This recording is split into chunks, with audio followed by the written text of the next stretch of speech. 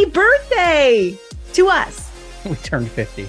We turned 50. No, but we did officially launch 50 episodes. This is the 50th episode.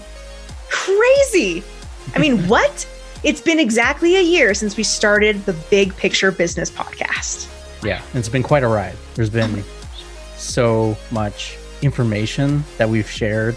We've had fantastic guests. There's been so much fun, but a lot of funny stuff that's happened too. This is true. This is true. And for this episode, we wanted to do something really special. I have painstakingly gone through every single episode and pulled out what I felt were really sweet moments, learning moments, teachable moments, funny moments. We laugh, we cry. And then, of course, some of the best from each of the guests that we have had on. And it's been really interesting and fun to go back and see day one to today. And like anything, that we all do, that we all learn and strive for, it's very humbling to see where we started to where we are now. And I'm sure in the next 50, we'll say the same thing, right? So thank you all for being on this journey with us. It's been, like Rory said, just a wild ride, but also really fun for us to be able to have an outlet like this podcast to be able to share the knowledge that we really love to teach. If you're just going to listen to this episode, if you're listening to this right now, that's awesome. However, if you do in fact hear something that you want to know more about, highly encourage you to actually watch this episode on YouTube, because you'll be able to actually see the name of the episode that we are talking about. So head on over to YouTube if that's something you have an interest in. We really hope you enjoy this episode. Hi, Rory. Hi, Dominica. Hi. Oh man, I'm so excited to do this with you. I think this is going to be fun. It's been a long time coming. I know, it really has. I mean, we've been together for, I don't know, over a decade now. So it's nice to do something like this for the masses, as it were. For our new listeners out there, this is the first ever Big Picture Business Podcast, Episode 1. Episode 1, yeah. We're really excited to share everything that we have learned along our journey to becoming where we are today. And there's so much that we had to learn ourselves that we want to fast track every single one of you so that you don't have to learn the hardships and the mistakes that we made. We're going to go ahead and share all those things with you. And this can reign true for so many other entrepreneurs and business owners. It's okay if you're a little scattered, and that's what we're here for. We're going to go all over the place. We're going to cover so many topics. We're going to get deep. We're going to cry, probably me, maybe not you, but all I'm saying is we're here. We're here for you. We're here to offer advice as you need. We know how valuable your time is, so thanks for spending some time with us. If it wasn't for the right mindset, I know for me, and I know definitely for Rory too, we wouldn't be where we are today. I love the way you put that. And definitely for Rory, because Rory had broken mindset before. Listen, okay? I'm not trying to give you crap. You've allowed me to have a successful mindset. The way that Rory and I met was super amazing in that he was patient with me because I had a really bad concussion at the time.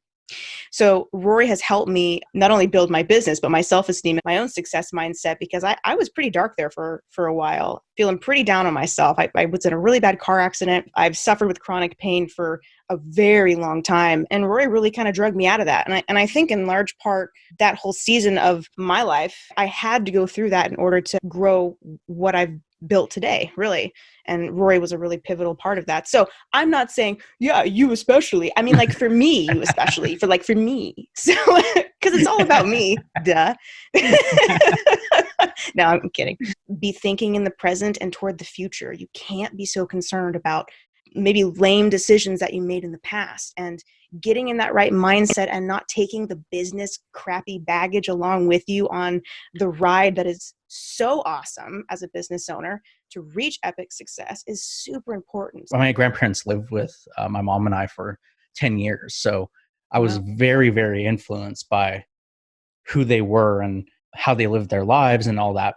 But as they got older, they started, reverting back to that kind of depression era, like save every dollar, every penny, like don't spend anything. So it was like growing up, everything was just like, oh man, we just don't have anything. Everyone else has got, nicer house or nicer cars or better clothes or whatever it was. Right. Mm-hmm, mm-hmm. And so that seeped into my brain. I was in some ways it messed me up for a little bit, like, especially like in my teens and stuff, where I was like, I've just got to do anything to like make money and like not have this type of living experience. Like I want more out of life than this. How do you intend to position yourself to edge your way into that marketplace so that you are either the authority or the expert on whatever it is that you've got going on? You might have the very best product on the market, but guess what? If it's not priced appropriately, then you're kind of screwed. So it really starts with that market research. Products and services are where I'm teaching clients on a daily basis and helping them develop their process. So when I'm looking at it, I go, okay, well, where does it fall in the relationship cycle with a potential customer? Okay, so is it the very first thing that they're being introduced to you with, or do they know you? Maybe you have a relationship for a few months, a couple of years. Have they purchased from you before? These all determine, certain parts of your pricing come into play. When you're hiring a consultant, like make sure you listen, be coachable. That's why you hired us. Exactly. Right? Cheers. Happy Saturday. Cheers. Here's to working on a Saturday, because that's what we do. It doesn't matter if there's chaos going on around you, if you've got kids knocking on the door, whatever's going on. If you're meant to work with somebody, they will see that. They will see you. They will understand that you are their person that they want to work with. So don't stress or feel anxious or beat yourself up about it. Lawnmowers and stuff are going off and it's like really loud while I'm like trying to do this call and it's distracting, right? But you just gotta, this is one of the things that I've always said, like you need to be able to, in your worst circumstances, whether you're sick, whether you're dead tired, whether you got all these distractions going on, you need to be able to know what you do so well that that it just comes out no matter what. Rise to the occasion. You just know the general content so well that it's like you're not having to think about it. Yeah. And and that's being part of whether you're a coach or a service provider, anything like that, knowing what you do and knowing your value and being able to present that. For anyone listening who has a business, if you're thinking about yourself first and your gains first, you will inevitably have the epic fail, right? And I know that I talked about you can't fail in business, but truly the biggest epic fail is to not take your customer into consideration first. What are their needs? What is the solution that you can offer to their problem? When you're actually able to show value in that way and get your clients what they need and then some over and over and over again, then there's some good negotiation power there. Yeah, definitely. The other day I was thinking about this and I was like, okay, well, when you're getting started in business, like one of the biggest things is all the tactics stand out, the little hacks and things that people try and, sell you on that, oh, this is the like system you have to do. And that's the only way that you're going to be successful. But once you actually have a functioning business and are making decent income and you actually start to surround yourself with people who are successful and have businesses that are doing well and everyone's trying to, take it to the next level, you start to realize that most of the time, like if, especially if you go to high-end masterminds, the ones that are, about $10,000 and above, what they're actually focusing on is not the tactics. They may have some tactics here and there, but the majority of what is being taught is mindset strategies, because the biggest block that we have for moving forward tends to be ourselves, not the strategies that we're using. Totally. An important distinction that needs to be made is the term tactic and strategy are often confused. Tactics are the actual means and steps used to meet goals and objectives, while the strategy is the overall big picture or campaign plan, right? So tactics, it's important to be of the right mindset to put the plan into action with using certain tactics to get to the big picture goal. If you're just sitting there and you're like, there's no way I could ever devote 100 hours to something within a week, how am I supposed to become successful? Well, the 5-minute strategy goes like this. Every single day, you sit down and completely focus for 5 minutes on what it is you are learning. Okay. But you have to be consistent. It's all about consistency. You can't skip days. You can't just say, oh, I'm tired. I'm not going to do this today. I'll do it tomorrow. Like, there's none of that. You have to be consistent because the consistency is what allows it to work. The talented Christopher Bright. Thank you for being with us. Hello.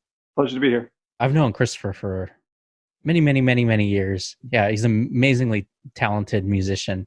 He's award-winning, and he's played in 50 bands. No way. Yeah. I didn't know that. Wow. Over 200 students that he's taught how to play music, over 500 song credits, and he's earned over $500,000 as a musician, which is pretty impressive when you consider that most musicians don't make any money ever. So totally. That's straight up unheard of. To succeed in music, you also have to have a business mindset. And Absolutely. That's very, very true. And you have to really look at music or whatever you're doing as a business.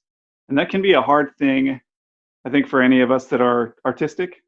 It can be kind of a little bit difficult, but it's something that you have to put a lot of time and effort into if you want to take it seriously. In almost every episode, we've talked about this idea of finding your own systems that work for you for, managing your time and your to-do lists and your goals and stuff. Because I know it's so valuable is how you approach your Rolodex management, because I know that's how you keep track of all the people you meet and also your follow-up with them.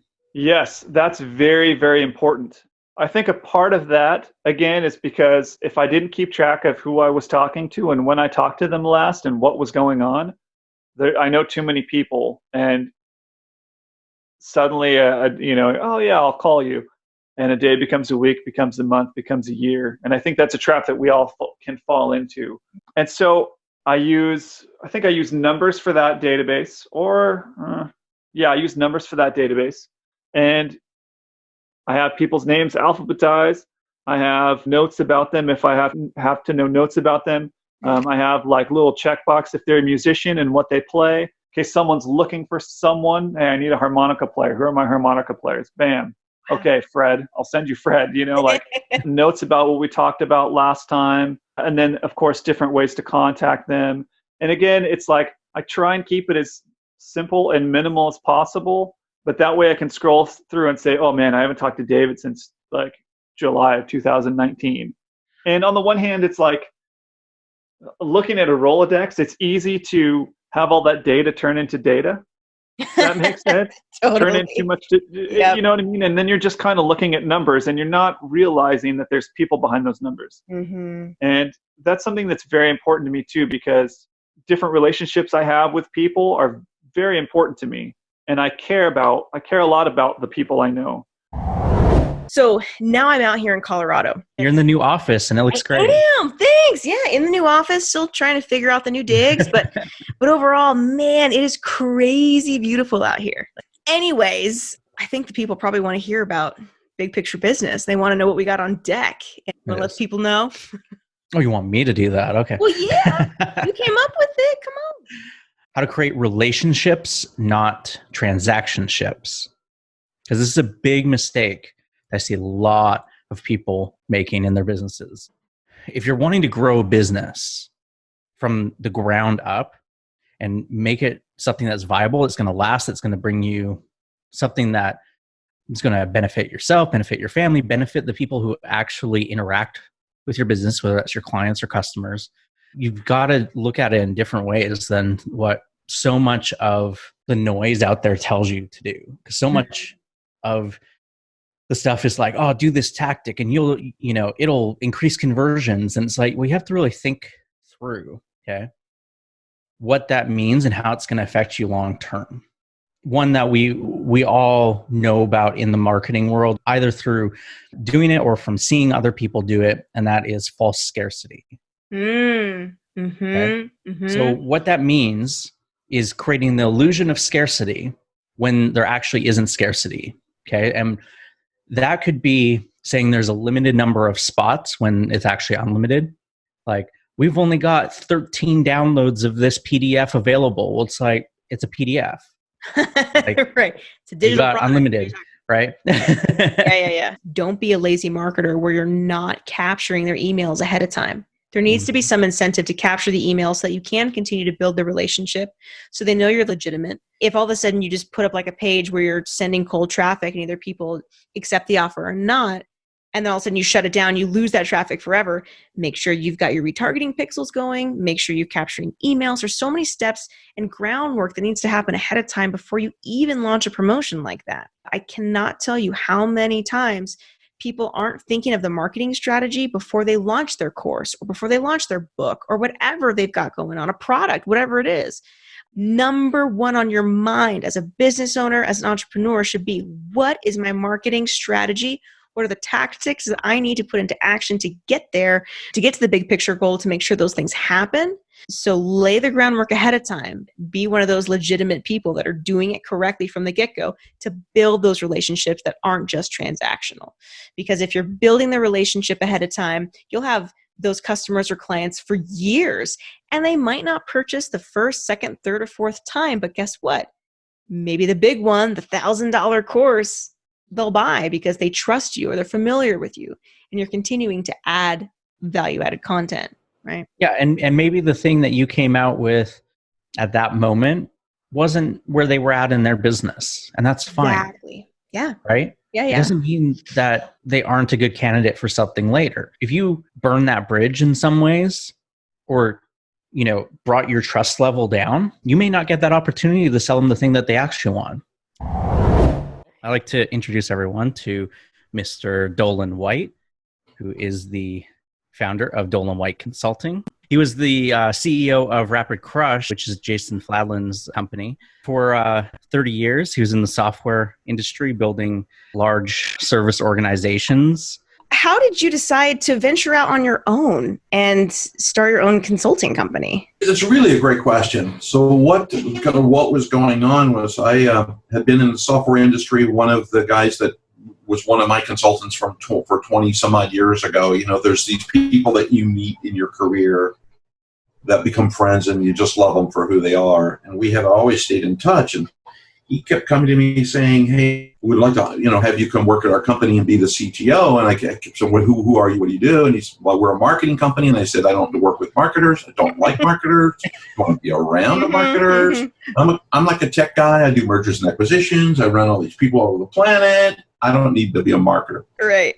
And so he asked me one day, he said, "Can you give me a number?" I gave him a number, and the son of a gun showed up at my house and pitched my wife, and I ended up going to work for a marketing company. What? And originally joined them to be CTO. I was there in that role for about 88 days. On the 88th day, I got a phone call, and they said, "Hey, can you meet us for dinner? We want to do a performance review." And I thought, friends or no friends, I'm out. Right. And, out of the pool. So I asked him if I could bring a box, and he laughed. He goes, "Why? You work from home. What do you got to pack?" Went to dinner and sat down, and they said, "We're just tired of you complaining. Why don't you just run the company?" So wow. I gave him the caveat. It's like, "That's awesome, dudes. I've run a lot of businesses, but I'm not a marketer." Good. And they go, "Yeah, you'll figure it out." And so I got my crash course working with Fladlin and Will Matos, those two guys at Rapid Crush. And so I became a marketing guy.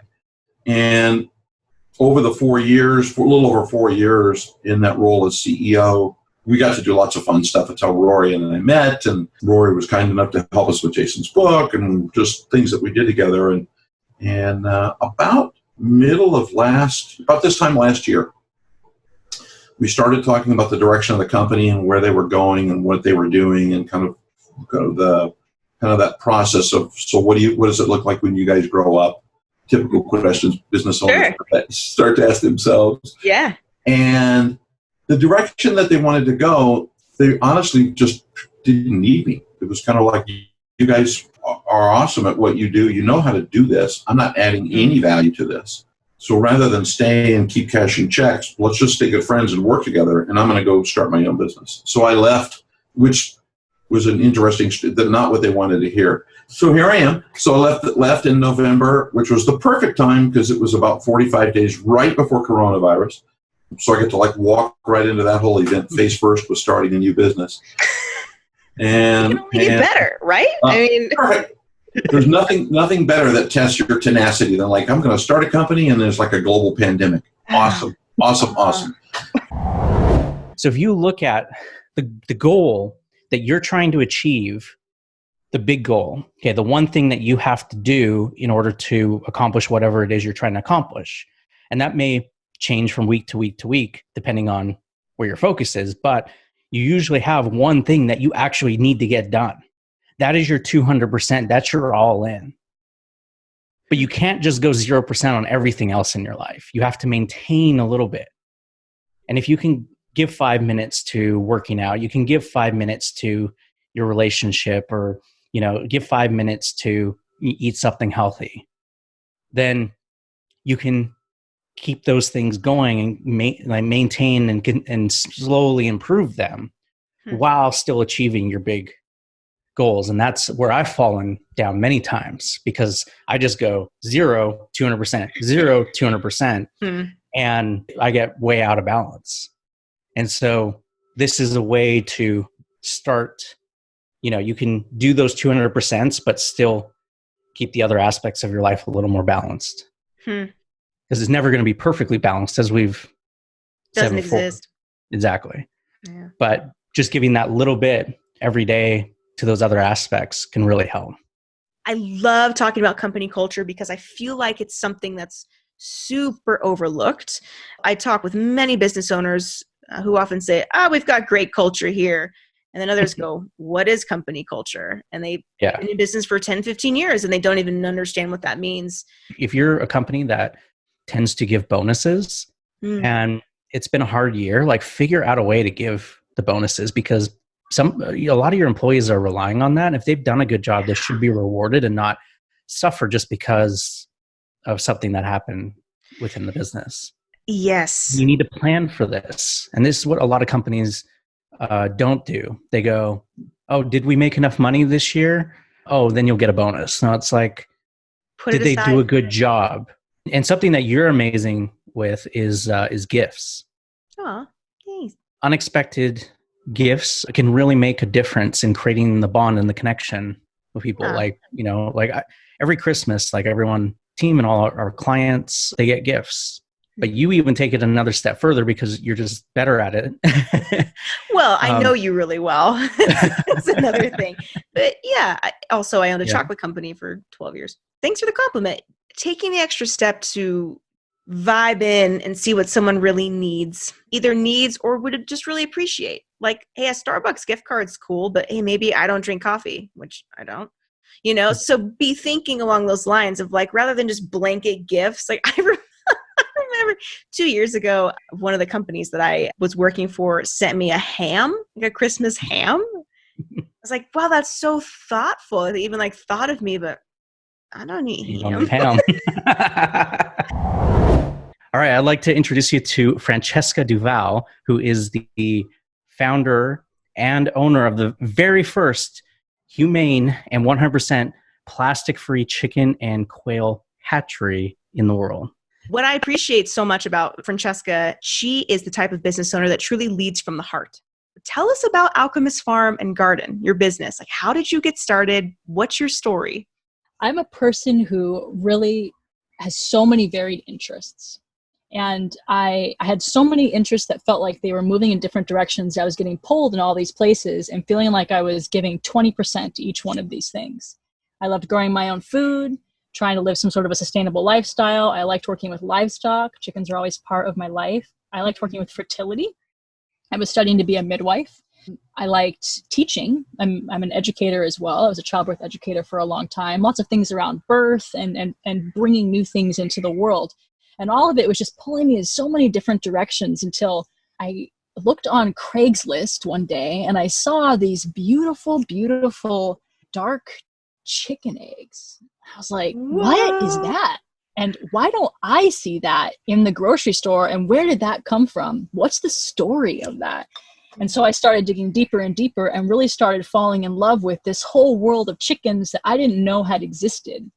And I was so fascinated by the idea of different egg colors and the biodiversity in them and the story that they tell of our food systems and where our food comes from.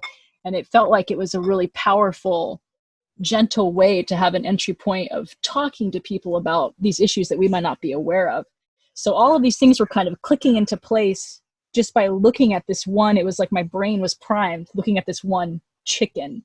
It was kind of a soul connection, if you will. So I got said chicken that lays these eggs and worked with them, had 3 of them in my backyard.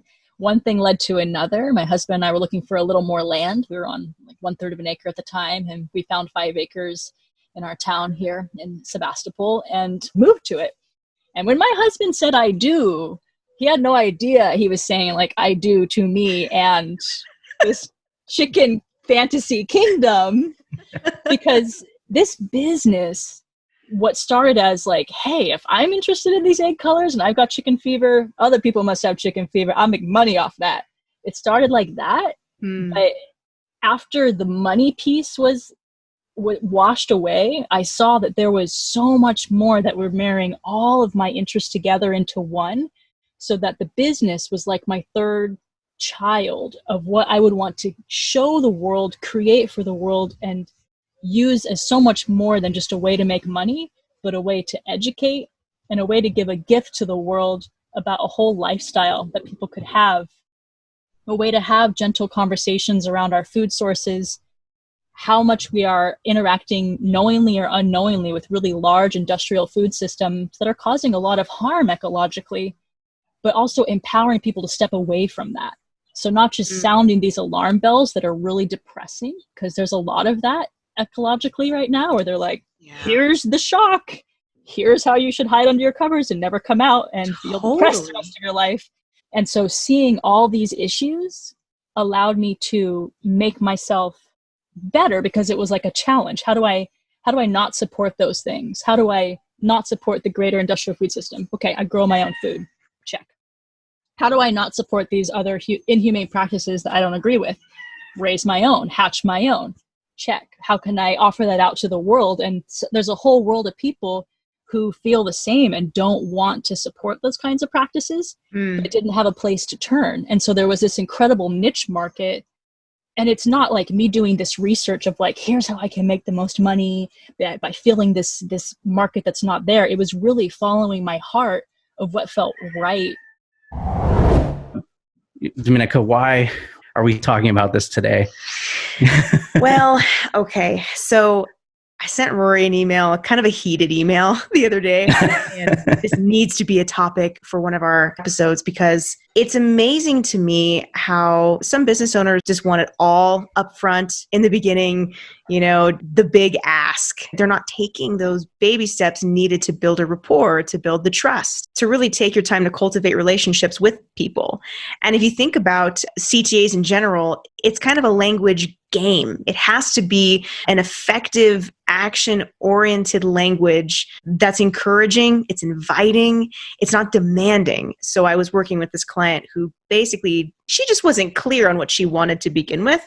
But then as we were talking through it was kind of like she was requesting to bark orders at her potential leads. It was so frustrating. I was like, that's not what we're doing here. We're taking baby steps. Our call to action is not go give us money. Yeah, right. Exactly. And such a key aspect to business growth and marketing effectively is understanding the proper language. And I'm not saying from a manipulative way. It's truly, it's an invitation. It's a baby step invitation to get to the bigger picture of your business when you actually want someone to take that bigger action. For me, the idea of what I wanted success to be for me came about when my son was born. It was, just before he was born. It was like, okay, well, what do I want my life to look like? My dad wasn't around when I grew up. So the biggest thing for me was, I was like, I'm going to be there. I'm going to spend time with him. There's a difference between being a parent and being an involved parent, right? So 100%. Yeah.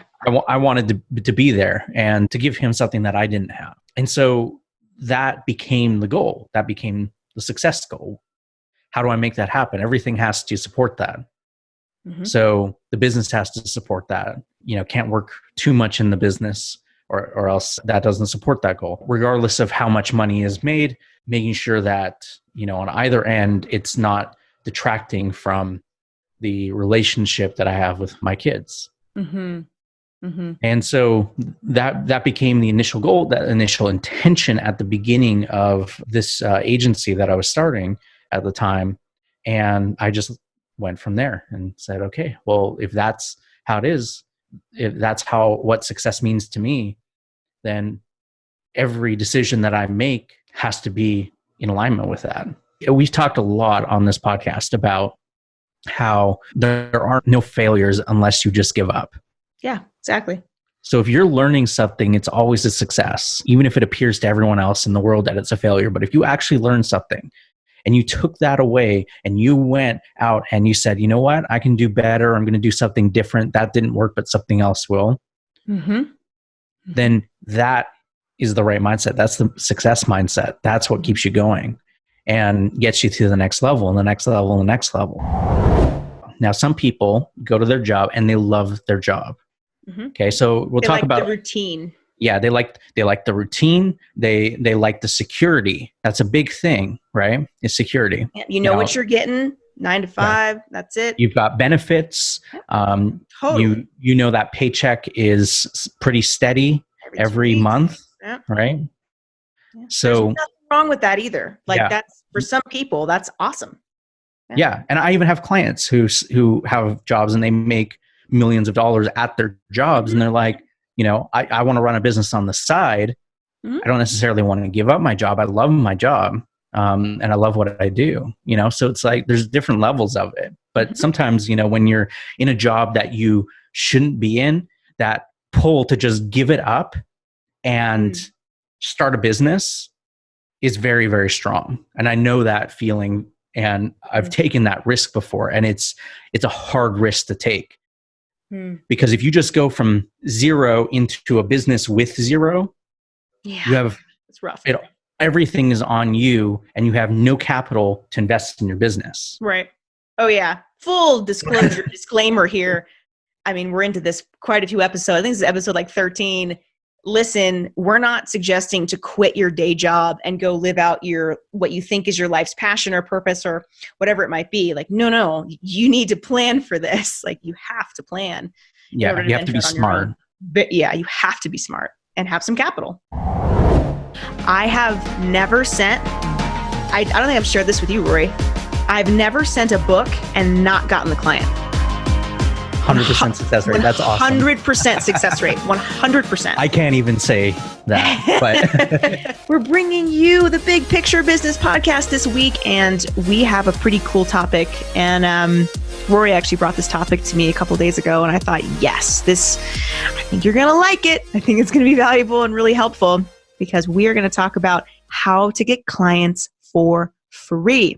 I mean, you guys have heard us talk about how much we love online marketing and the strategy, and we get nerdy about software and tech-related stuff. But at the heart of every online sale is another heart. It's an actual person on the other side of the screen that's buying something from you, right? And I think that in this digital world right now, we can forget that sometimes. We're just looking at numbers. But really, those are people, right? Just like you and I. They're people on the other side. We're going to get back to some basics with a twist, because we're going to talk about how to leverage your brand online, but also on a humanitarian level and truly how to get clients for free. How to position yourself so that clients want to work with you. Exactly. And so that you're not having to spend so much time and energy trying to get these clients to say yes to you. Or running ads and spending money that maybe you didn't need to spend. Yeah, and there's nothing wrong with running ads. No. In fact, you have to run ads. But if you have proper systems set up, you recoup that money as part of that process. That's exactly it. That's one of the things we're going to talk about too. So, today's episode is all about building a business to solve your own problem. And I'm excited to talk about this because that's what we've done. We have completely built our businesses out of a necessity that we needed. If you're solving their problems as well, it's a winning combination. especially because you then can make it personal. You have a story. Look at the squatty potty. You know what I mean? Like they were solving something that needed to be fixed for a lot of people, right? Like things we don't think about. And squatty potty is great. They make millions of dollars. You know, if you don't have a compelling story of why you're in business, a lot of times you become a commodity. When you're looking for like, okay, you know, how do I solve a problem? You just look to what are you frustrated with? And is there a better way to do it? I feel like it's important to just kind of out myself. I talk a lot about like learning from your mistakes, and it's really important to just learn from your mistakes. You cannot fail if you're continuing to learn. We're going to talk all about what to do when it's all your fault. Because I have been in many positions in my business and building my business. And even sometimes it still happens, you know, to this day where mistakes are made. It's not always about the mistake itself, but how we can handle the situation. There are going to be mistakes in business. It's just part of it. But how you handle that mistake is what determines if you are going to continue to have clients come to you, continue to work with you, if they're going to continue to refer people to you. I strongly feel that there is a true art to the apology, and it comes from, or it needs to come from a place of empathy. It's not just like, well, I'm sorry, this sucks and let's walk away. It's like, no, you always have a choice in how to handle certain situations. If you make one customer happy, they might tell 5 people. They might. But if you upset a customer, then they're going to go out and they're going to tell 10 of their friends. They're going to take to Yelp. They're going to take to Google. I feel like mistakes can happen in business in a variety of ways. It can be product failure, poor customer service. Maybe it's a late delivery, whatever it might be, missed deadlines. And so it's important to kind of get ahead of these things. So for yourself, if you foresee, hey, something somewhere down the line, this could be a potential where you may have to apologize for something. Make sure that you're thinking about these things ahead of time so that you know how to handle the situation before it gets totally out of control. In today's day and age, the scams are good. I mean, there was one just recently where I had to email Rory and say, is this a scam? Because I honestly couldn't tell from Craigslist. Remember that, Rory? Yeah, I remember that. I can't tell if this is a scam or not. It looks so good. If you have ever fallen a victim to an online scam or an in-person scam, a telemarketer scam, whatever it is, you're not alone. Like it has happened to so many people. In fact, here is just a legit statistic. 1 in 10. That means 1 in 10 of you listening right now will in fact fall victim or have already fallen victim to just an online scam alone. That's a lot of people. Today is all about life hacks to help you save time and money. Because isn't that what we all want to do? We want to save time and money, right? And so we have put together this amazing list of everything from products to tips, things that we've done, things that we've learned. Money hacks and real estate hacks, daily hacks that you can do, hacks for your cars, marketing hacks, and cooking hacks. Cooking hacks. If you're wondering, like, why aren't I growing online? What is happening? What's the disconnect? Go back to the brand. What are you offering? Does it connect to the target audience? Does it make sense? What is your mission around what you are selling? This is really the 80-20 of fixing your business, right? Yeah. If you learn nothing except this, it's so important. Make sure your brand is super, super solid. You have to prioritize your brand promise, and message. And for those of you who are so sick of hearing me say that, I am not going to apologize because it is so important. It's Christmas week. This is the BPB Podcast, and this week we are going to be talking about how to build your personal brand. How to build your brand. It's my favorite topic in the entire universe. So hold on to your Santa hats, people, because this is going to be a good one. Something that I think is so important, which is overlooked when brands are being developed, is what I like to call the 3 perspectives. I make my clients go through this process. The first perspective to developing your brand message, which goes hand in hand with your brand story, is the customer perspective. So how is the customer going to think of what you have to offer? The second is the internal perspective. Does it feel true for you? Or were you just out on the green one day and you thought, this would be great, let's see what happens? Is it something that you're going to be wanting to do every single day? You got to ask yourself that. And sometimes, like at this stage of the conversation with my clients, they go, no, and then they scrap it and move on to something else. So we have to ask ourselves these bigger questions. And then the third one is marketplace perspective, which is what Rory and I do a lot, is a ton of research to even see if a brand is going to be viable. Happy New Year. Welcome to a new episode of the Big Picture Business Podcast. Yay! Listen, 2020 has been weird. We know this, and we are headed into a brand new year. And so when we were thinking about what we wanted to talk about for this week's episode, we thought, no brainer. We are going to talk all about how to start an online business, how you can start making money right away in the new year, 2021. All right. We're going to be talking about things that maybe you've never really thought about before, even if you already have your own online business. We're going to talk about how to make money doing what you love, how to get started with no website, how to set yourself up from the very beginning to earn passive income.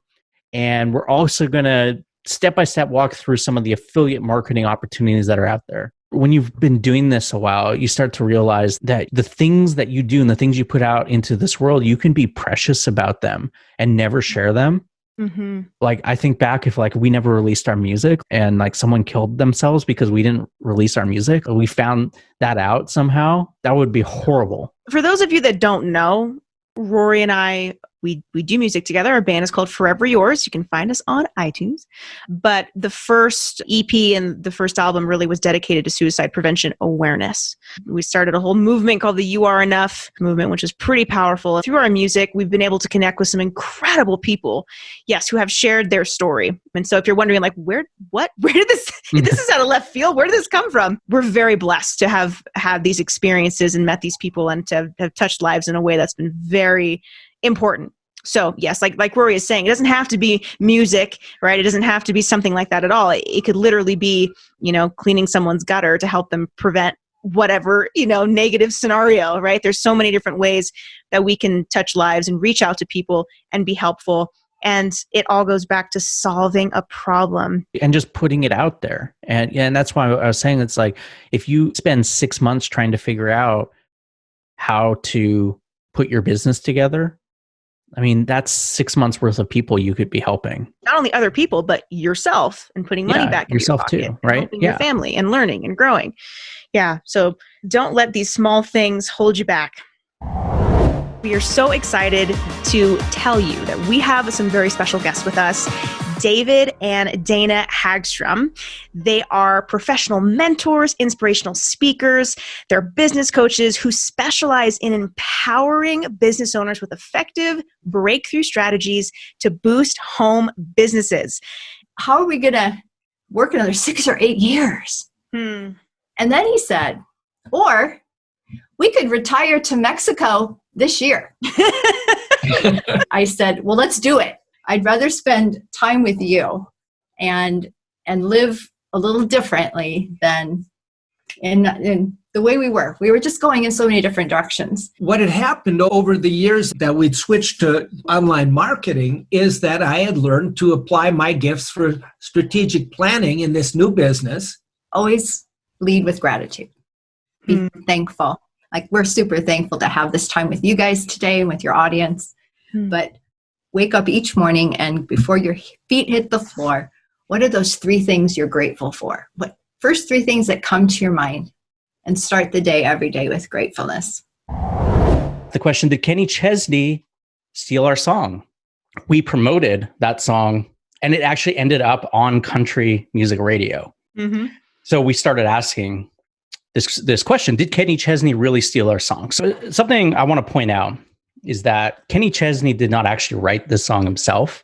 This was one of the songs that was written for him. Now, this happens with a lot of people in the music industry. They either collaborate with other writers or they have songs sent to them for them to perform that someone wrote for them. There was a couple of other guys who wrote this song specifically for him because I looked it up because I was interested in how did this come about.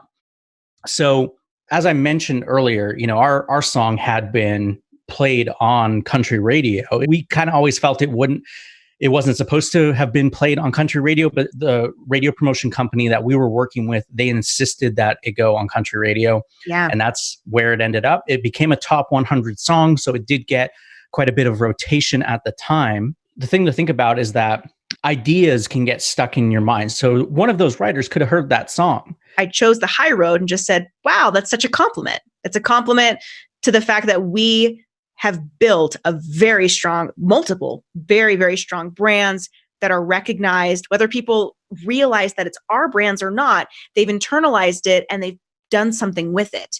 And so to me, I look at that and go, that's solid. We're very good at marketing. So that's that piece of it. The other piece, though, is you have to know how to respond if someone has stolen your intellectual property, right?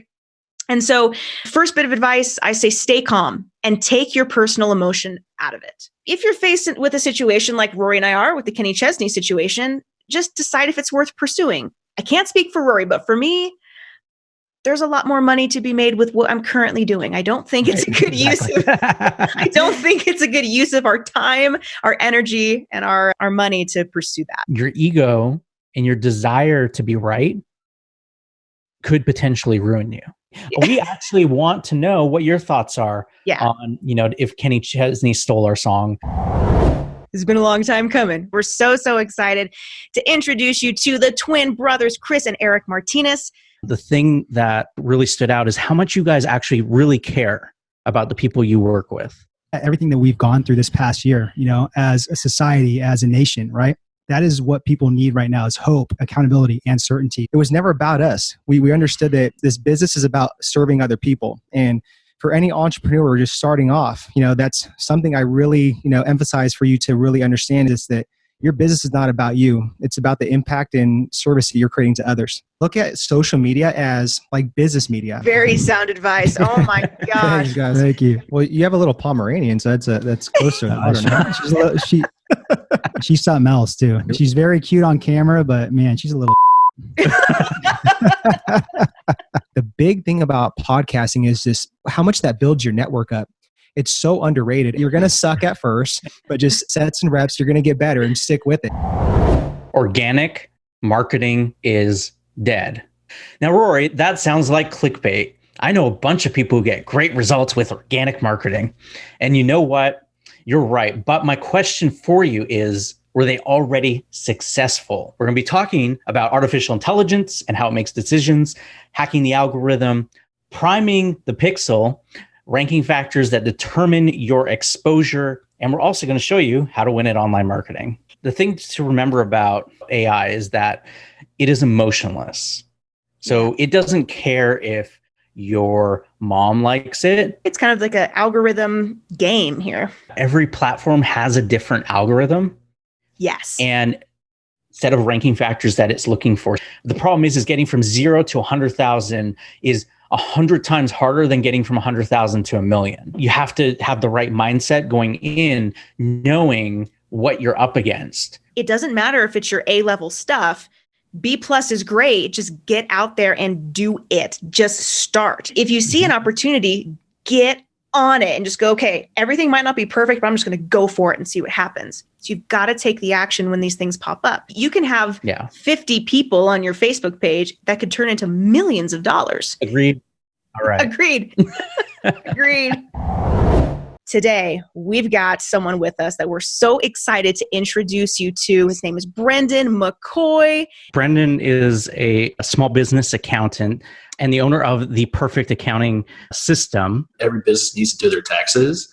So I knew that there was like demand for it, but finding the clients, I kind of started from the bottom. I posted on Craigslist a bunch, started getting a bunch of clients and kind of built my way up to where I am now. For some reason, I'll call them creative businesses, Etsy, handmade, seller, people that are kind of creative are generally very, very lost when it comes to the numbers side of the business. I love the sheer brutal honesty that you share on your website that just says, let's face it, you suck at numbers. You just do.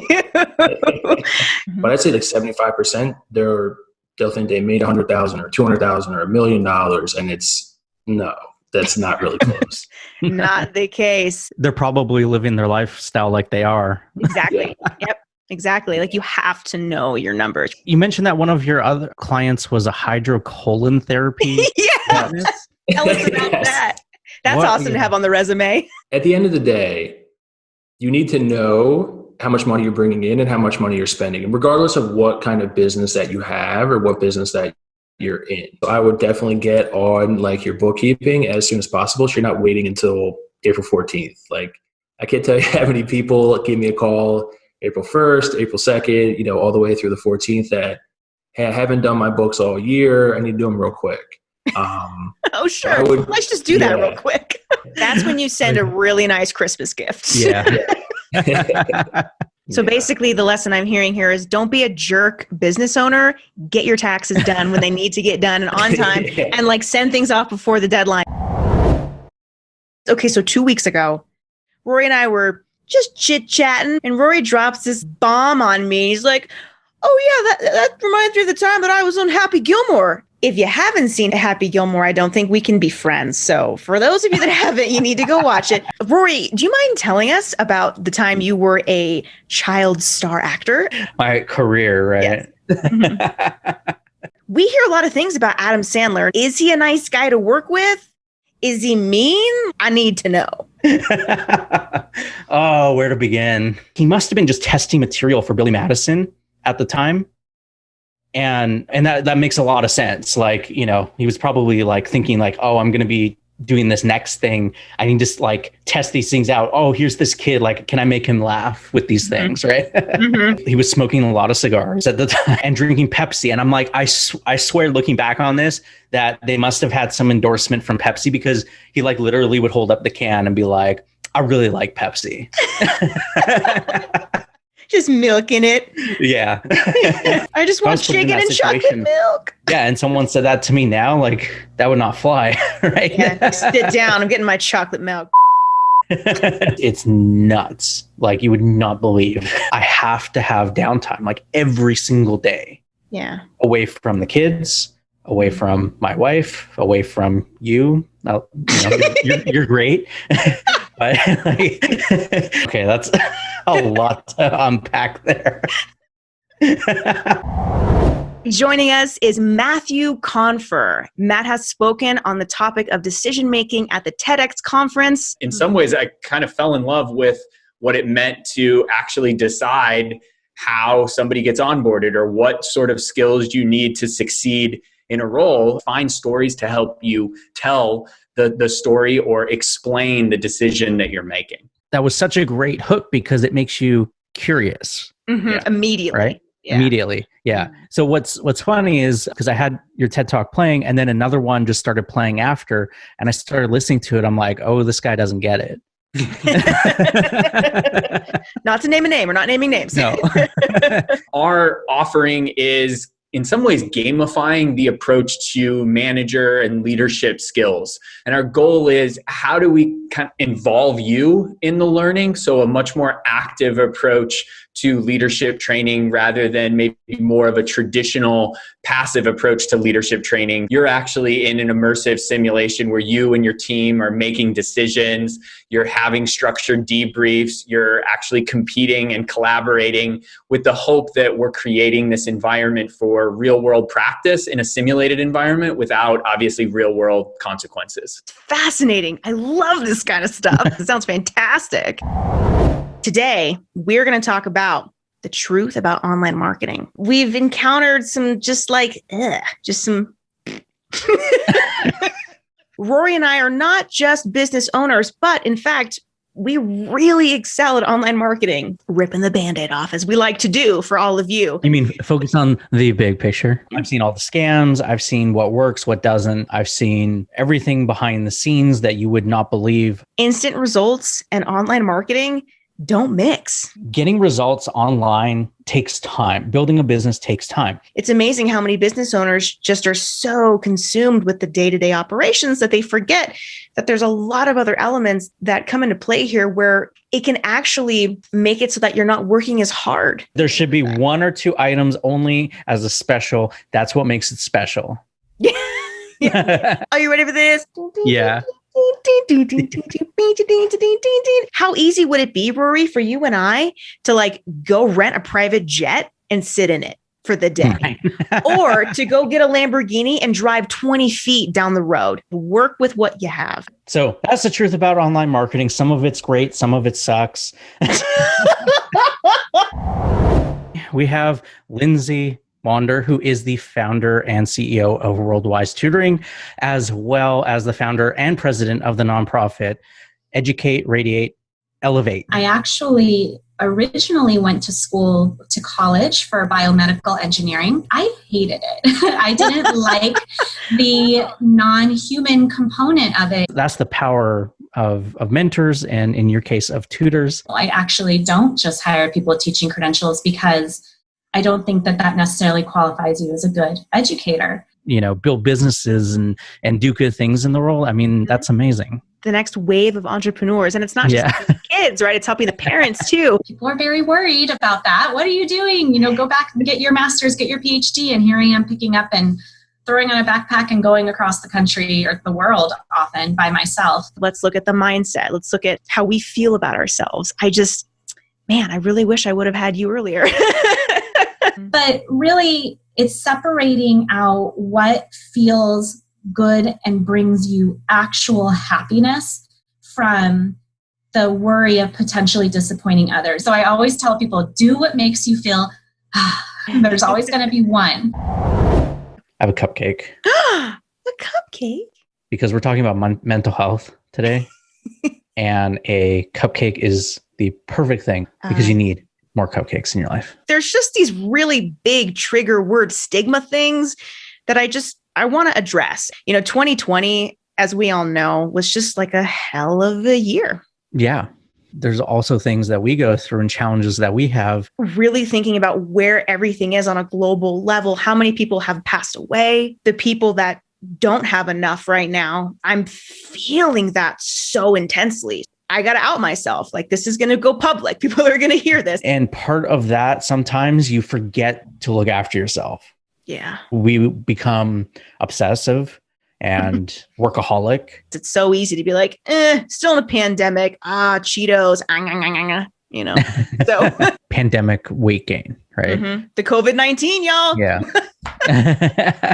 We work so darn hard. You know me and the issues. Man's got issues. Yes. Soak in the rays. I need the rays. Boost my mood. Matthew is a serial entrepreneur and helps entrepreneurs grow their own businesses by getting them out of the day-to-day grind. She says, well, it's a country of 100 million people. I'm sure there's one person who can help you, right? As only like your spouse can say, right? Right. It wasn't that nice. Understood. Yeah. I know better than to get sucked into the business, but I forgot your operational excellence for 99% of industries. It's not going to make you more money. You're not special. I'm not special. No one on this call is special. Guess what? There are people around the world who can do it better, faster, and more efficiently than you.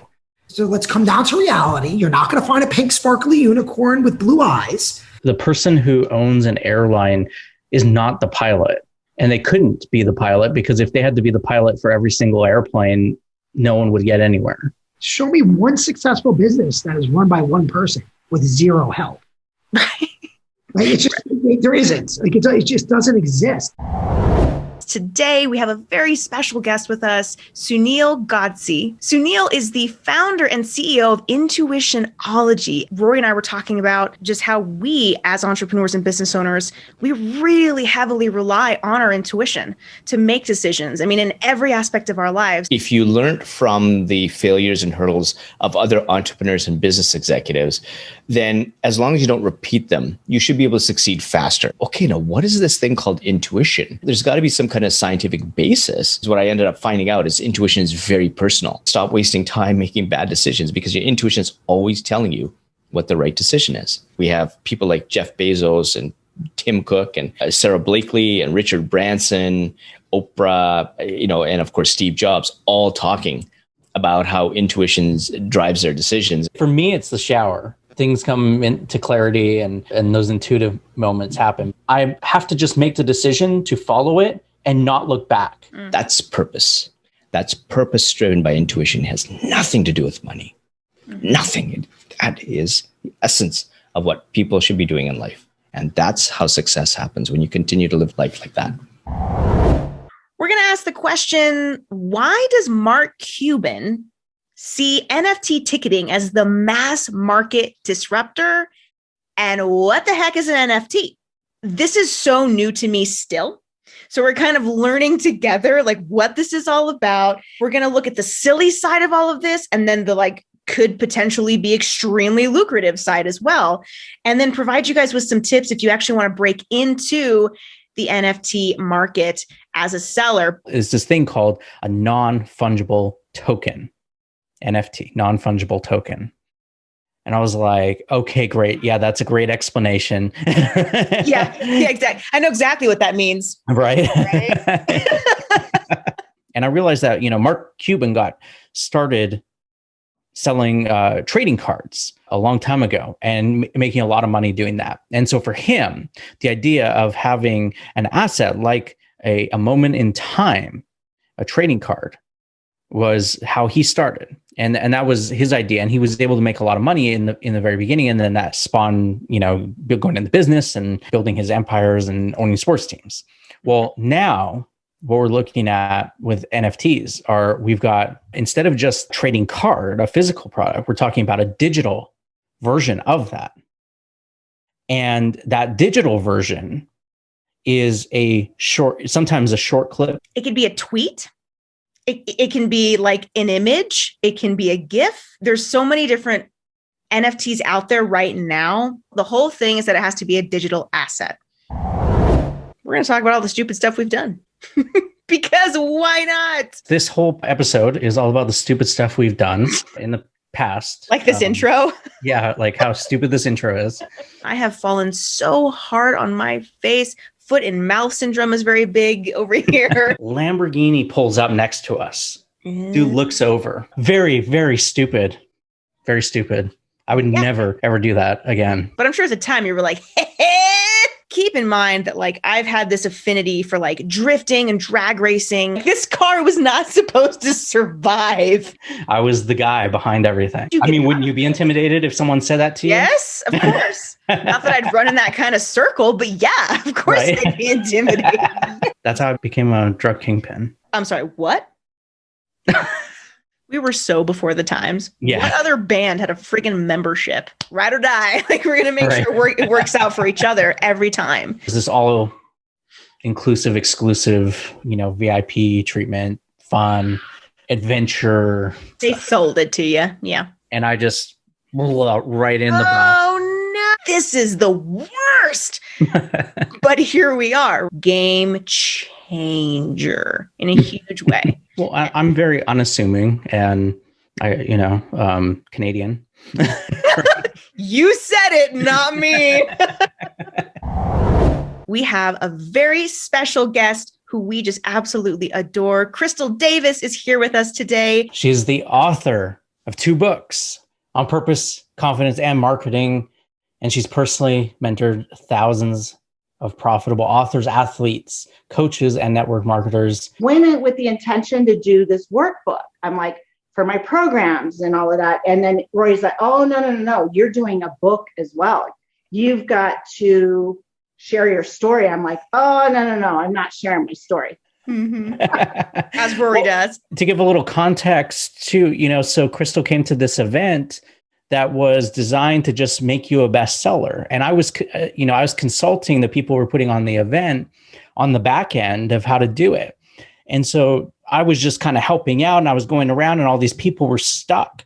And Crystal was one of these people just not knowing what to do. And they were just left to their own devices. So I sat down, and this was like 1 a.m. And we sat down. It was 2 a.m. Was it 2 a.m? We just sat there. I was like, okay, we're just going to sit down. I'm going to walk you through what we need to do. And we did it. They got the book launched, on pre-order, and you had 90 days at that point after that to get your book done and get it up on Amazon. Mm-hmm. And so what we did is when Crystal reached out, she reached out to me 30 days later and said, well, now we've got 60 days to write a book. But then she was going to do the workbook, right? And I said, well, we got to tell your story, because she started telling me her story. And I was like, this is amazing. This story needs to be shared with the world. And we've got to position you properly so that everyone is going to know who you are. And I was like, and I had to do the photo shoot. Yeah. Like, you got to do this in 60 days. It was nuts. But you know what? It goes fast, doesn't it? You're like, wow. When you work with Rory and his team, you're like, wait, we can actually do all that in this short of time. And somehow magically it all comes together. And that's where Rory, his heart, his team, I knew I had found not only my friend, but a business partner for life. And I mean, it was my 9-year-old daughter, Kylan, that had to sneak to the basement to call 911 to have her father taken away in handcuffs because he had been abusing me. Domenica, and Rory, I'm just so grateful you guys are putting and doing this show and getting people's messages out to the world, because that's what Rory knows I'm so passionate about. We're going to talk about something that has been a reoccurring theme in my business with my clients, especially just given the social climate of what's been happening. We're going to talk about inclusivity in marketing. I feel like it's important to note that inclusive marketing and understanding your target demographic are two totally separate things. Okay. I don't know if you experienced this with your clients, Rory, but with mine, there was some confusion there. It was like, well, I understand my target demographic and I include everybody. Let's back it up a little bit, because there's a lot more involved in developing a brand message and making sure that the copy for that is clear. And when we're talking about inclusive marketing, it should not be a tactic to increase immediate sales, in my opinion, but I feel like it should be the cornerstone for brand building and longevity, which obviously will add to your bottom line as time goes on, as long as it is in alignment with your brand messaging and voice, to make sure it has that feeling of inclusion.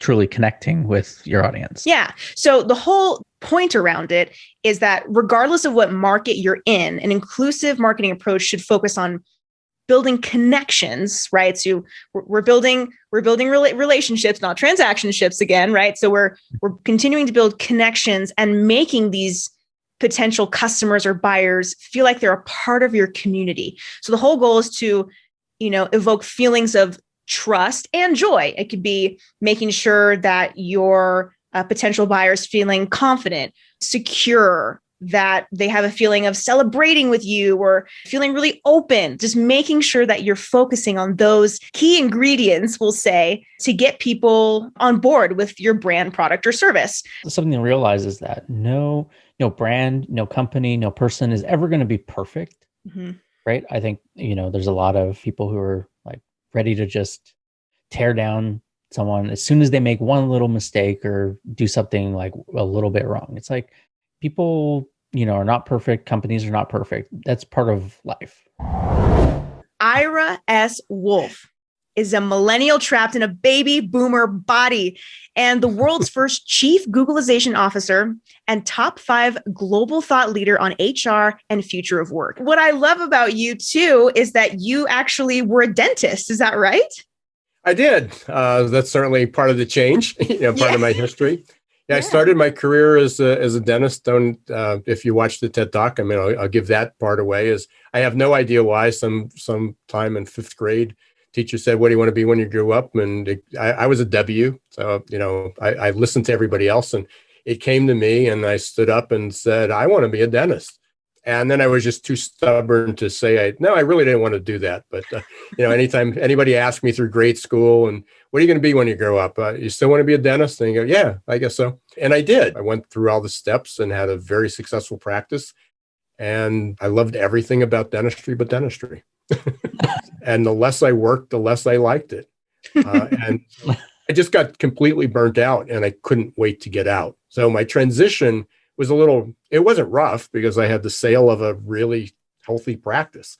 So I had income coming in, but because I was so burnt out, I just stepped away from really saying, what am I going to do in the next chapter? And just took 2 years of floundering around. And and sort of goofing off, and had I really thought about, this is going to be a transfer, and the transfer won't be an escape out of something I didn't like doing. It would be a transition to something new. Well, hi, everybody. Welcome to another episode of the Big Picture Business Podcast. I'm Dominica. I'm Rory. We are going to talk about scheduling for success. Because if you guys have schedules, even a fraction like what Rory and I deal with every single day, you understand the value of really needing to have just your scheduling plan down pat, because it can get really out of control. So if it wasn't for certain systems in place and the different strategies that Rory and I use, things just would never get done. Truly, I would just throw my hands up and be like, forget it. There's too much to do. I'm walking away. We're going to talk about just really mastering the scheduling for personal life and business and how that all intertwines. You always give the time in the client's time zone. Figure out what their time zone is, figure out the conversion, look it up. You just go, so I'm in Pacific time zone, right? Dominica, you are in Mountain time zone, right? So there's a 1 hour difference, right? So if I was to schedule with you and I wanted to schedule a call, and it's 12 noon for me, right? And it's 1 p.m. for you. I would schedule a call with you and I'd say, I'll be meeting with you at 1 p.m. your time, Mountain time, right? And that is how you schedule a call. You don't even mention your own time zone. It'll just throw them off. Confuse people. Yeah. Part 2, you guys have been waiting for it. We're super pumped to jump right in. Recap. What happened on Scheduling for Success Part 1? You're so good. Recap it. You do it. You recap. All right. It's my dream to run my business from my pajamas. I'm living it. I'm living it. We need a team. Like when you get to a level with my business, I need a team. Rory, I know you've got a team. There's some significant growth that can happen there when you just get out of your own mindset of just like needing to do it all. This is the trait of entrepreneurs. This obsessiveness with solving problems. I'll just get to it when I get to it. Well, usually it's not going to get gotten to. It's not going to get gotten to. That's the quote of the month, everybody. So I keep everything pretty tidy in my workspace. The rest of the house is a total disaster, but the workspace is another story. Geniuses are known to have cluttered environments that they work in. What are you saying? But here's the thing. Tell me how you really feel about me. We have a very special guest with us, Victoria Song. I'm so excited for you guys to get to know her. I mean, this woman, you just won't believe all of her accomplishments. Victoria Song is a leadership advisor to visionary founders, billionaire CEOs, and celebrities, a Forbes 30 under 30 investor, and Yale and Harvard alumna. Victoria has helped her clients achieve multi-billion-dollar exits, write patents in 24 hours. Okay, we got to know more about that for sure. I entered venture capital, as you saw, very young. I was 23 years old when I joined venture capital, and I was really able to use one of my superpowers, which is being a good read of people. And that comes in very handy now in my work as a leadership advisor. But at the time I was using it to pick founders that we could bet, on their idea, on them.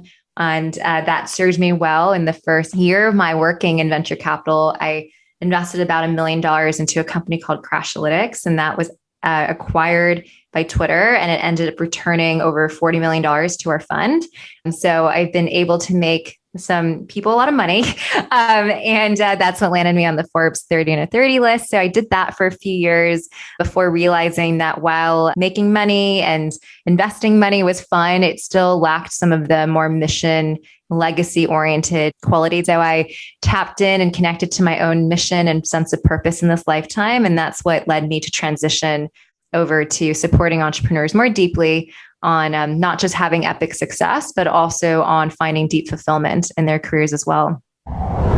Tatiana Tsior is here with us today. Tatiana is an author, podcaster, and business owner, CPA, and founder of Lindsey Advisors. She's a numbers expert with over 15 years of experience helping entrepreneurs and business owners become the boss of their bottom line. I love that. Knowing what to look for, knowing what to ask for, and being willing to really take your business to the next level can make all the difference. And I think that it's really critical for everyone, like everyone who's listening, to look at the big picture, but also don't forget that you are the one who cares about your business more than anyone else. I keep telling my clients, I have a couple of CFO clients who, for whom we do CFO work. So I still make them pay their own bills.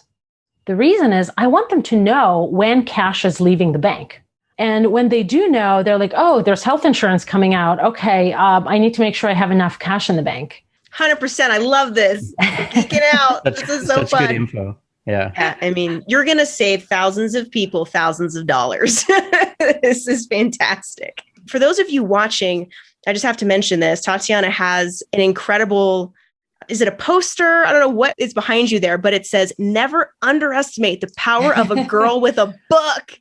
What? We have Dr. Benjamin Ritter, who is a leadership and career coach. What do I want people to know about me, remember about me, about my work? And how do I want them to be impacted? And that should align with the list of values that you have. So for example, I care about health, mental, spiritual, emotional. And if that's not integrated within my own coaching practice, then I'm not going to feel fully aligned with what I'm building. And for example, I had a different coaching practice in the past, was not aligned with my values, and it always felt wrong, and it never took off. Why do you think that is? It's because I was partially disassociating myself from the brand because I didn't align with it. You see this when you're working for an organization that you don't actually align with, when your personal brand doesn't align with the organization's brand. You feel off. You're not fully invested. You're not volunteering, raising your hand all the time. You're looking for a way out. You can't have that when it comes to your company and your brand itself. Yeah, and we're so busy chasing happiness, but we forget that happiness is an emotion. Isn't that funny? You can't chase an emotion. And so this is where values become so important.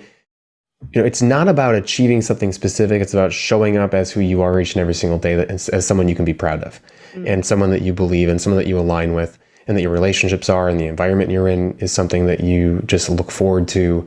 The things that you do are just an application of your values.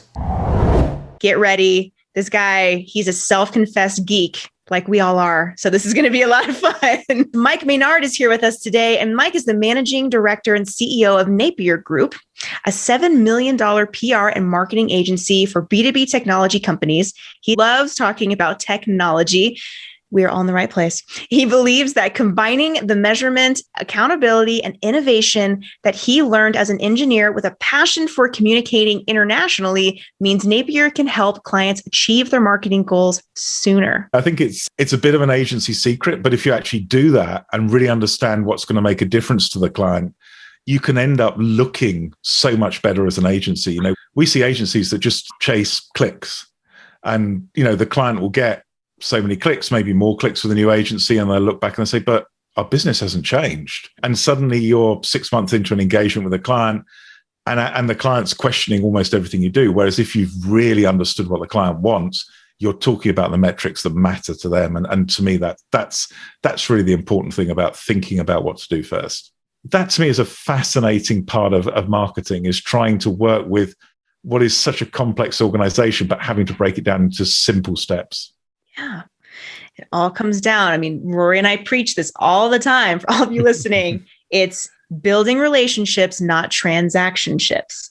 We have a whole episode around that, and just how successful you can become when you are so genuinely building those relationships and networking, not just a quick handshake and a business card. I mean, truly, truly connecting with individuals. And like you said, you can quickly speak with the decision maker.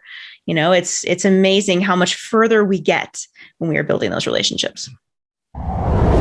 We have a topic that Rory and I have been talking ad nauseum about with our personal clients. So we have to cover this topic because obviously somewhere down the line of entrepreneurialism and business ownership, this just gets missed by a lot of people. So much so where I have a whole chapter about this in my book. So we're going to dive into talking about customer retention strategies. Yay. Hi, Rory. Hi. Now, what you don't know is that 7 o'clock this morning, it's now like after 4 o'clock. I've been pretty much talking all day. It's one of the things about like running an online business and and stuff, right? You're like talking all day, and then you have a podcast. And you just got to talk some more. We're talking. It's always fun talking with you, though. So it's a win-win on the podcast side. Yeah. The whole online world is built around, I'm going to sell you information and have at it. That information is going to make you money, or it's going to make you rich or whatever, but you're on your own. You go figure it out.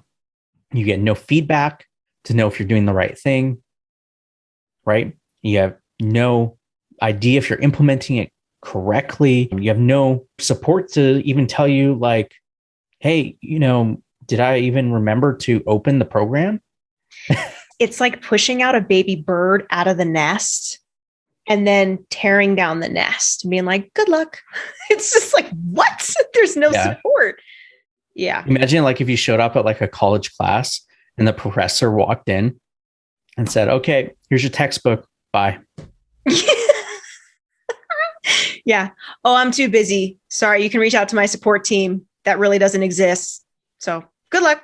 Have fun. Unfortunately, that is a very harsh reality. And not everything is like that, but so many are. So yes, to your point, Rory, of equipping your students with that knowledge of build really not just valuable content, but then the follow-up, right? The follow-up, show your appreciation to your customers who have, used their hard-earned dollars to actually engage with whatever it is that you're teaching, and make it personal somehow. Let them know you care. I'm really excited to introduce you to Anthane Richie. Check it out. He is currently an active duty member in the U.S. Navy. Anthane and his wife, Amira, share 3 beautiful kids and reside in Virginia.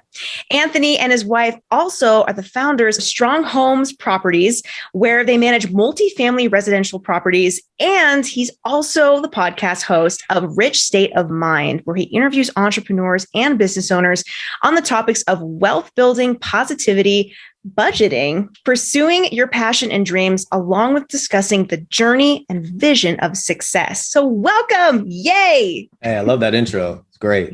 We're really happy you're here. I have so many questions. Definitely. I'm definitely happy to be here. So go away with the questions. Well, I'm excited because we're going to be talking about real estate. We're going to be talking about multifamily properties. And these are things that I'm passionate about. And coming from marketing online, a lot of people forget that sometimes you just need to diversify. Mm-hmm. Right. Mm-hmm. And a lot of people who are marketing online, they forget, okay, well, I'm making money online, but what do I do? And they reinvest online. Don't think about, well, what else could I be doing with my money? For me, it's always been a good idea to look outside of the industry that you're in and say, okay, well, what other industries can you be investing in? And real estate has always been a good investment. Now, there are quite a few questions that I want to get into. Okay. But first, I haven't seen Rory this excited in a really long time. Seriously, this is going to be so fun. Like, I make good money, but why don't I feel like I make good money? And so it caused me to want to look at my finance, how I was spending my money. Why was I having to use my credit card in order to cover certain expenses or things that I wanted to do? People usually are sleeping on money that they don't realize they have. And without to go too deep, they can also look at their whole life insurance as well. You can use the amount of cash value in your whole life. People don't know about that too. This is like gold you're giving people. Seriously, this is amazing information. Wow. Welcome to, I got to get a new intro. Welcome to another episode of the Big Picture Business Podcast. It just kind of like flows though. Like I enjoy saying it. It's just really setting the stage. You know where you're at, anyways. Yeah, we'll go with it. Welcome to another episode. We've been going with it. Yeah. Thank you all for being with us. Okay, let's get to it. Let's get to it. No more procrastinating. What is today's episode about? You tell them. What are we talking about? Discounts. When to discount, when not to discount, how to discount, why you should discount, why you should not discount. We're going to talk about some pricing strategies as well. Yep. So, yeah. If that's not enticing enough for you, I'm going to share with you one of my biggest failures in business. So stay tuned for that. You can, in fact, come back from seemingly detrimental discounting disasters. I'm really excited. Steven is here with us, you guys. Listen, he's amazing. We've been chatting for a year, and he is one of those entrepreneurs, business owners, where every single thing that he posts, I'm like, yes, oh my gosh, why didn't I think of that? Seriously? So I'm so excited that he's here with us. He is a digital marketer. He is just like a jack of all trades. He has his own podcast, and he helps business leaders, entrepreneurs, and solopreneurs create winning digital strategies to map and meet their goals. Technology is advancing so rapidly, it's nearly impossible to figure out where we're going. But I think the challenge for us as marketers is, how do we advise people to be aware of this? We are in the world of now. It is moment by moment. People invest now less in physical objects than they do in moments and in connection. And I think that's, COVID really pushed people to want to connect so badly.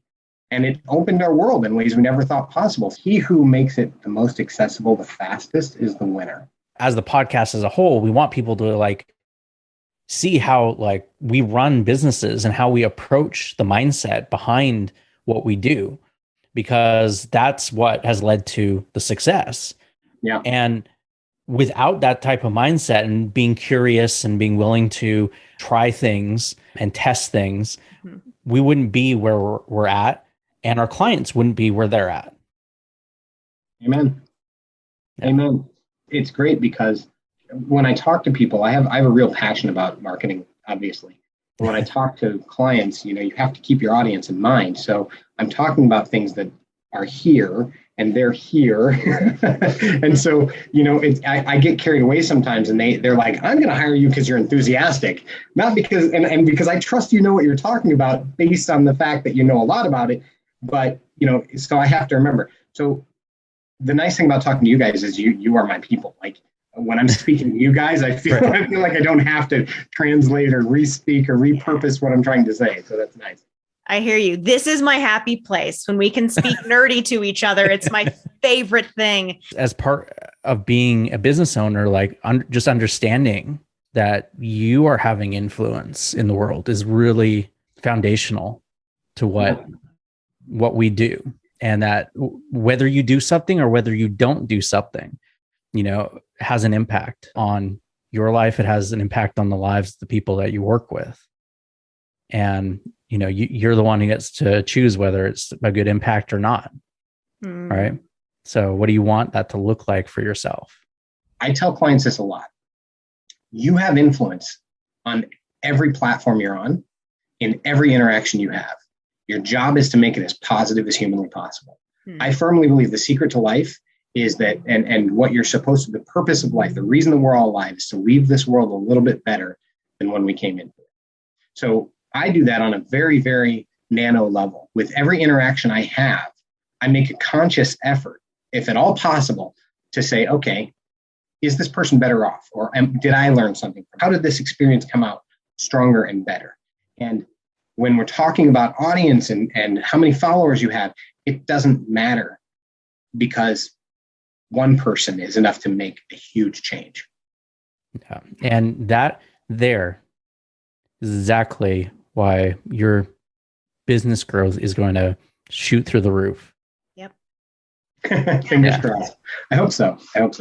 100%. Well, you just keep doing that. When you put your clients first, you put their interests at heart and do everything you can to serve them, it just comes back 10, 100, a million times fold. It's crazy. Yeah. But it doesn't always happen like day one, and it doesn't happen in ways you expect. Patience and relationships, not transactionships. Gotta get that in there. And I really feel like as a marketer, as marketers, we have a great responsibility. It's a lot. It's amazing when clients come to us and they're trusting us with their baby. For all of you listening, if you're considering hiring a marketing agency, a marketing consultant, a business growth consultant, a coach, whatever that looks like, whether it's one of us from this call, be looking for an individual who has similar values and morals behind what it is that we're trying to accomplish and that we do accomplish again and again with our clients. Truly. not just the flash in the pan, not the I'm going to get you 1 million followers and here's how we'll do it. No, it stems from this genuine, real want to help you succeed. And that is why we do what we do. And I love so much that, yes, even though we do similar things, that we can still come on calls like this and share knowledge. It's not a competition. It's let's all continue to add value together for the greater good so that people can continue to level up and break through those growth plateaus. And that is why we have the Big Picture Business Podcast. All right. Wasn't that a fun recap of of everything that we've done so far with the podcast? I mean, if there's episodes that you resonated with, or there was some clip that just stuck out, go back, listen to the episode. There's a lot of valuable information, not only from us, but from our guests. Our guests have been wonderful and shared so much value with you guys. And we hope that the most important part of all of this is that you're actually implementing the information we're sharing. That's our biggest hope for you, is that you take this and actually grow your business. And that's why we keep doing this. And we're going to keep doing it because we've got some fantastic episodes coming up. Yes, we do. Even more wonderful guests for you guys. In fact, what we're going to do is give you a little preview of what's to come. Right now, Brian and Maryanne Remsburg are here with us today. I have to ask, how did you two meet?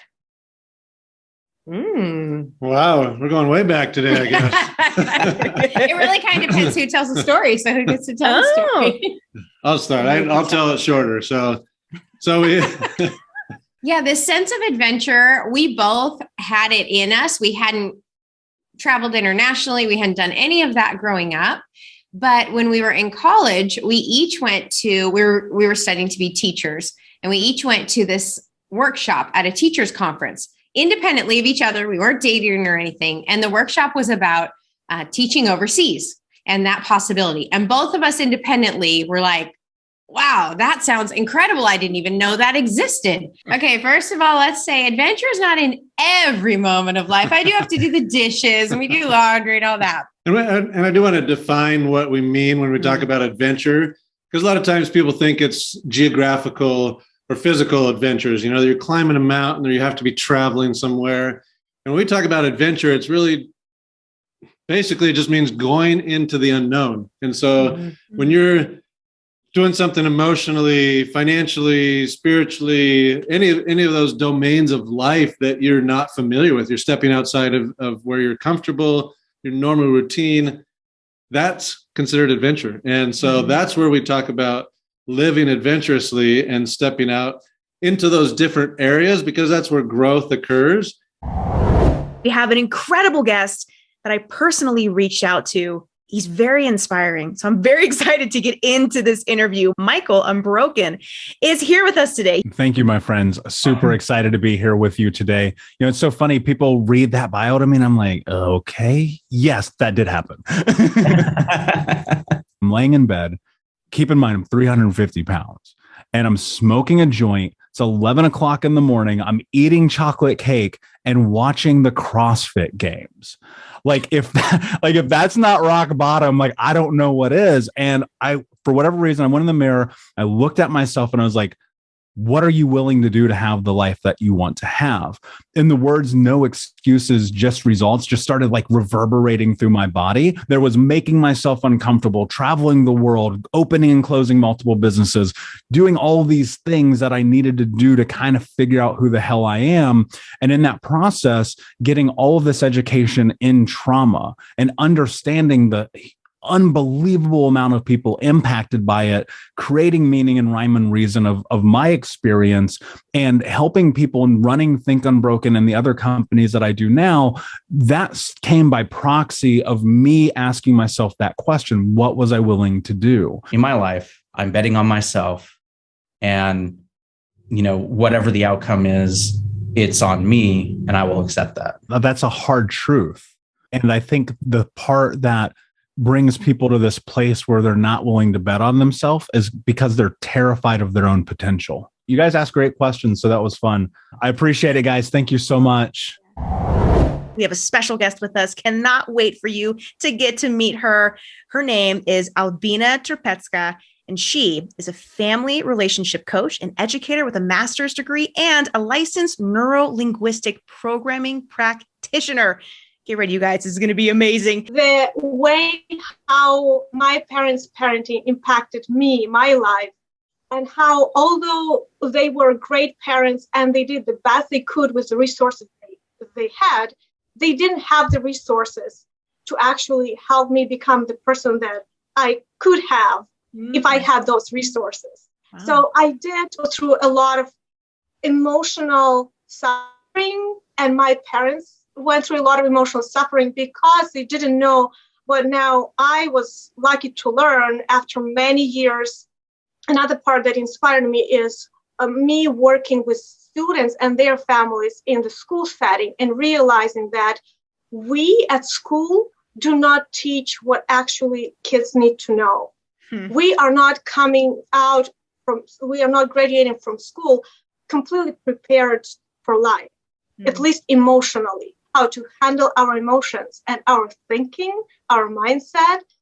Then we are truly prepared to overcome anything that life throws at us. We have another very special guest that we cannot wait to talk with. Erik Fisher is the CEO and founder of Intelligent Sales Secrets Academy and a #1 international best-selling author of The Intelligence Factor. And he's been featured on numerous media outlets, including Thrive Global and Disrupt and Yahoo Finance and ABC and NBC and Fox. And he's been selling for over 19 years and has sold over $40 million in sales just in the last 7 years. I fell into sales because I knew I wanted to be in business. I knew I wanted to make a lot of money. My parents were educators, and so I knew that I had to do something that allowed me to dictate my own income. I can remember that we had a good life. I was never short on anything. We were never short on money, but we lived a frugal lifestyle. My parents saved and invested, and I learned financial management from them. But one of the things I didn't like is, I grew up in the Michael Jordan era, right? So I always wanted a fresh pair of J's to, play basketball and kick around, and I never got a pair. And that always bothered me. At the time, I thought I was uncool because I didn't fit in, because I didn't have, I struggled a lot with being insecure. I thought, okay, if I can get into a job where I can make money and dictate how much money I make by my work ethic, that's the kind of job I want to be in. Growing up, I didn't know what that meant. I just know that that's what I wanted. Mm-hmm. I knew I wanted to get into business to business sales because it's a much more complex sell. I'm overwhelmed with joy to chat with our amazing guest today. Todd Brown is here, you guys. Can you believe it? Hi, Rory. Hi, Todd. Hey, I am thrilled to be here. I'm super excited to be with you guys, hanging out, chatting, talking marketing. And so I'm sure this is going to be a blast. Todd Brown is considered the #1 authority on engineering profitable customer acquisition campaigns and the creator of the renowned E5 method. Todd has helped his students engineer more 6- and 7-figure marketing campaigns than any other expert online today. Whew. Oh my God. I am so uncomfortable with the intro portion of these kind of episodes. It's still to this very day. It's just like, oh gosh, it sounds so much more impressive than what I really bring to the table. And so you're a humble man. I mean, through and through. Oh gosh. Here's the thing. You're changing lives. You're changing people's businesses, helping them. Right. So at the same time, you have to be able to share, like, anyone who's got some credibility that they need to share. A lot of times they don't want to put it out there. At least you're willing to. We are in the transformation business, the life transforming business. We just happen to do it through marketing and the entrepreneurial journey. But what excites me is seeing the mom, the dad, the family who has the time now, has the autonomy, is just able to do the things or live the lifestyle that they want through, something small maybe that they learned from me. And so it's incredibly humbling. You guys are awesome. You guys are great. You're naturals. Like you're so good. It was totally my honor. Thank you so much for allowing me to share with your audience, because I know that, most valuable asset you guys have. And so really appreciate it. Thanks, Todd. Yeah. You guys are going to just love these guests, I'm sure, just as much as we have. I have to say thank you so much again for taking the time to listen and for providing a review on Apple Podcasts. It really helps not only us, but it helps everyone else get this information. Truly, the best way to feed that algorithm is by reviews. So if you haven't done that yet, please head on over to Apple Podcasts, leave us a review, let us know your thoughts. And it's amazing that it's only been a year. We've only been doing this a year and we already are in the top 1.5%. We're so close to squeaking into the top 1% for global podcasts. That's amazing. It's amazing. Seriously, like mind-boggling. So thank you all again so much for being on this journey with us. That is it for this one. We'll see you next time. Bye. Sound good? Yeah. All right, great. Then I'll edit it. I need to say bye. Oh, okay. Bye.